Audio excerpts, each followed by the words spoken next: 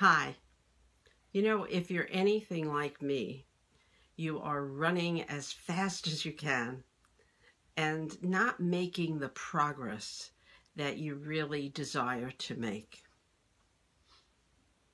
I'm Rosemary Bova, and this is TGI Rosie, my weekly video blog. And today I'd really like to talk to you about the impact of information overload and how that affects us as managers. We are bombarded with information from all different directions, all new media sources, and we really can't even distinguish oftentimes whether the information is accurate or is something that has been fabricated to sometimes purposely mislead us.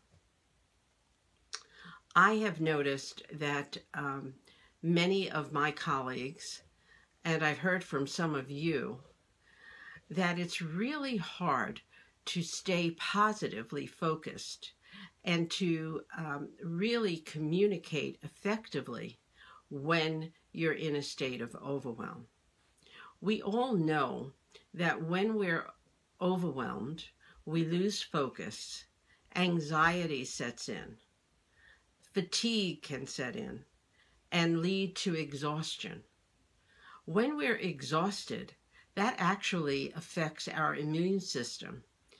And a depleted immune system results oftentimes in disease, but it also results in ineffective communications with others. We become irritable, and it's very difficult to have a meaningful conversation with people when we are so distracted. So I've come up with some solutions for myself. I mentioned them in last week's blog, and I want to mention two others today that I think may help you as we begin this new year with a bright outlook.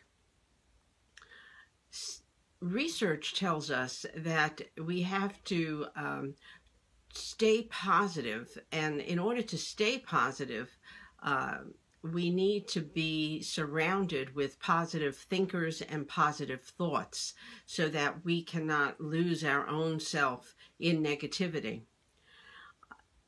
A solution that I have found is that I have registered for 2 daily quote blogs or messages that I get each morning. One from Abraham Hicks, and the other from the Daily Om.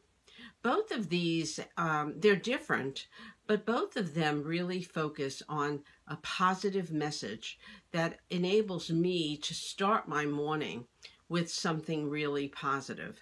Because as you know, sometimes you can just go into the office, turn on your computer, and whatever positive thought you had for the day is dissolved immediately by some message or requirement that is showing up in your face. The second thing that I've done, and this as a result of a program that I'm involved in, is I've made an arrangement with a colleague each day to just either text one another what our focus for the day is, or to have a 3 to 5 minute call that helps each other to stay focused on what is important for our business.